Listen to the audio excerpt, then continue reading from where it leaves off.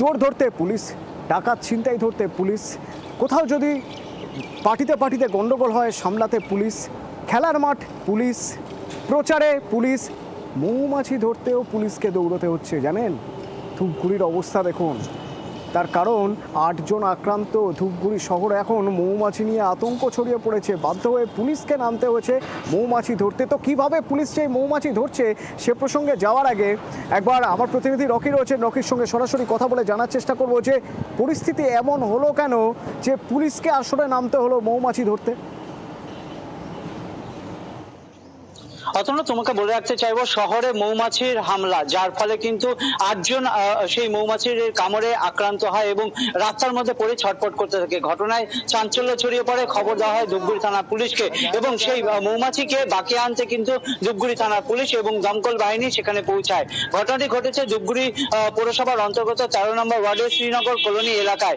এই এলাকায় আজ সকালবেলায় আচমকাই কিন্তু সেই এলাকার একটি গাছের থেকে একটি মৌমাছির চাক থেকে হাজারে হাজারে মৌমাছি কিন্তু উঠতে শুরু করে এবং সেই রাস্তায় চলতে থাকা মানুষদের উপরে হামলা চালায়। এই ঘটনায় কিন্তু সেই কামড় খেয়ে রাস্তার মধ্যে লুটিয়ে পড়ে বেশ কয়েকজন। এরপর খবর দেওয়া হয় ধূপগুড়ি থানার পুলিশকে এবং ধূপগুড়ি থানার পুলিশ কিন্তু রীতিমতো সেখানে পৌঁছে যায় এবং দমকল বাহিনী কর্মীরা সেখানে পৌঁছায়। দেখা যায় সেখানে যে পুলিশ কর্মীরা রীতিমতো ড্রেস পরে নিয়ে সেই মৌমাছি চাক মৌমাছি সহকারে সেখান থেকে উদ্ধার করার চেষ্টা করছে এবং সেই আহত যারা ছিলেন, আক্রান্ত ছিলেন 8 জনকেই কিন্তু উদ্ধার করে ধূপগুড়ি গ্রামীণ হাসপাতালে মহকুমা হাসপাতালে নিয়ে আসা হয়। 5 জনকে প্রাথমিক চিকিৎসার পর কিন্তু ছেড়ে দেওয়া হলেও 3 জনের অবস্থা গুরুতর হয়, তাদেরকে সেখানে চিকিৎসাধীন রাখা হয়েছে।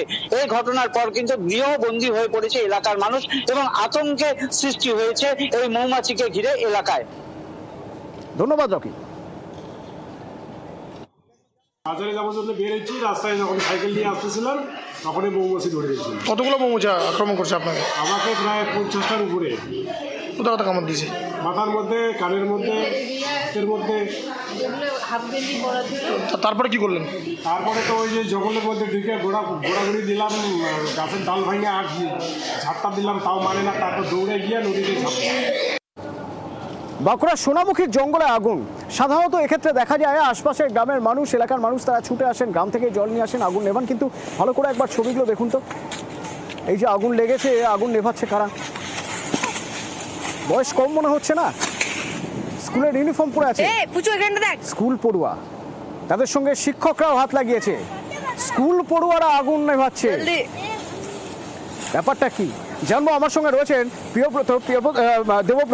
দেবব্রত, স্কুল পড়ুয়ারা স্কুল ইউনিফর্ম, মানে বোঝাই যাচ্ছে স্কুল চলছিল হয়তো, সেখান থেকেই তারা চলে এসেছে। কিভাবে সম্ভব হলো, মানে তারা কিভাবে খবর পেলো, তারা আগুন নেভাতে চলে এলো এবং বন দপ্তর তারাই বা কতক্ষণে পৌঁছেছিল? একেবারে দেখো, সোনামুখী ব্লকের খাট জুনিয়র হাই স্কুল, একেবারে জঙ্গলে ঘেরা স্কুল। যেমনটা জানতে পারা যাচ্ছে, স্কুলে পরীক্ষা চলছে। জঙ্গলের রাস্তা দিয়ে 5ম শ্রেণীর এক ছাত্র সৌম্য কর্মকার তিনি স্কুলে আসছিলেন। ঠিক তখনই দেখতে পাই জঙ্গল দাউ দাউ করে জ্বলছে। ছুটে আসে স্কুলে ক্লাসরুমে এবং সহকর্মীদের, সহপাঠীদের অর্থাৎ তার বন্ধুদের জানায় আর জঙ্গলে আগুন লেগেছে, শিক্ষকদের জানায়। এরপর তড়িঘড়ি ছুটে যায় জঙ্গলের উদ্দেশ্যে সমস্ত ছাত্রছাত্রীরা এবং শিক্ষকরা।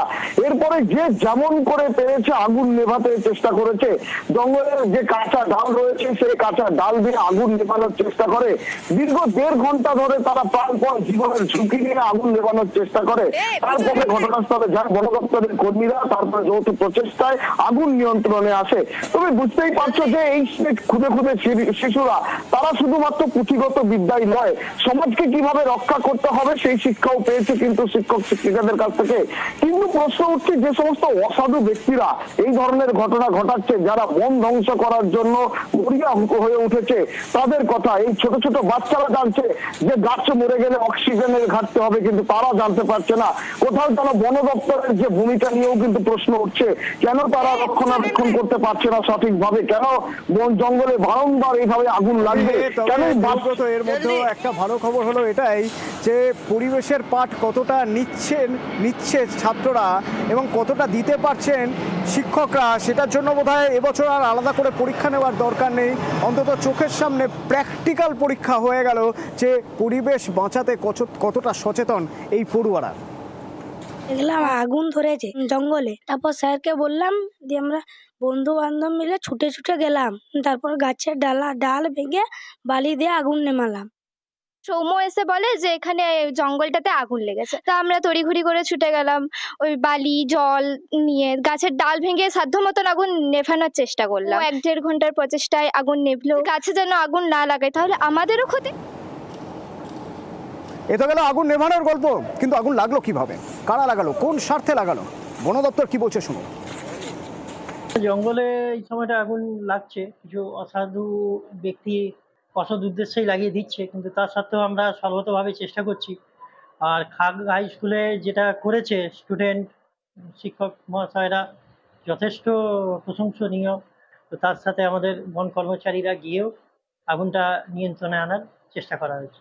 আর আমরাও সচেতনতা প্রচার করছি, বিভিন্নভাবে গ্রামে মাইকিং করছি, মানুষের মধ্যে যাতে সচেতনতা আনা যায়। হিঙ্গলগঞ্জে মানুষ বিক্ষোভ দেখাচ্ছেন, তার কারণ ফেরিঘাট, পুরনো ফেরিঘাট, না তো সেটা সংস্কার করা হয়েছে, না নতুন কোনো ফেরিঘাট হয়েছে। দিনের পর দিন তারা বলে এসেছেন, বিভিন্ন জায়গায় অভিযোগ জানিয়ে এসেছেন, তারপরেও যখন কোনো উপায় নেই তখন তারা বিক্ষোভ দেখাচ্ছেন। আজ আমার সঙ্গে রয়েছেন প্রতিনিধি অনুপম, সরাসরি তার সঙ্গে একবার কথা বলবো। অনুপম, এই ফেরিঘাটের উপর কত মানুষ নির্ভর করে থাকেন এবং কতদিন আগে থেকে তাদের এই দাবি?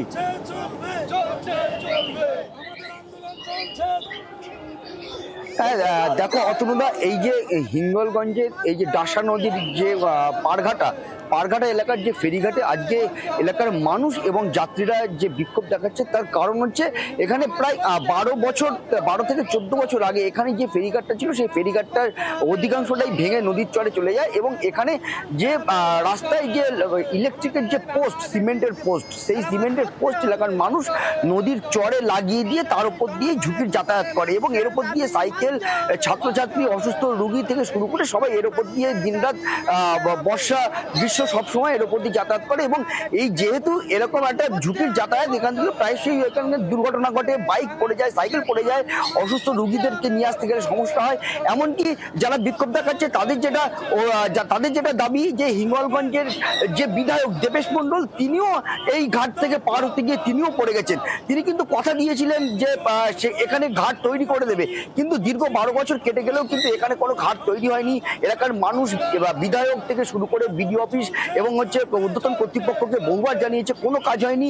এরপর কিন্তু তাদের দেয়ালে পিঠ থেকে যাওয়ার পরেই আজকে কিন্তু তারা এই বিক্ষোভে সামিল হয়েছে। তাদের যেটা দাবি, অবিলম্বে এখানে ফেরিঘাট করা দরকার। আর এই যে ফেরিঘাট, এই ফেরিঘাটের উপরে একদম প্রত্যন্ত এলাকার হিঙ্গলগঞ্জ বা হাসনাবাদ সহ হিঙ্গলগঞ্জের প্রত্যন্ত এরিয়ার মানুষ, প্রায় কয়েক হাজার মানুষ কিন্তু এই ফেরিঘাটের উপরে নির্ভরশীল। শুনবো আমরা কি বলছেন বিক্ষোভকারীরা। 12 বছর 13 বছর হলো আমাদের গ্রামের মানুষের ক্ষোভ আন্দোলন, এখানে প্রচুর মানুষ পার হয়। আজকের আমরা ক্ষমতাসীন এমএলএ কেও আমরা বলেছি, মানুষ এখানটায় পারাপারের ক্ষেত্রে যা অসুবিধার শিকার হচ্ছে, মানে আমরা ইমিডিয়েটলি চাইছি যাতে যেটিটা পুনর্নির্মাণ কাজ হয়। আমরা এই আন্দোলন আজকে 10 বছর ধরে করছি, আগামী দিনেও আমরা এই আন্দোলন চালিয়ে যাব। এই অভিযোগ, এই দাবি নিয়ে কি বলছেন বিধায়ক, শুনুন।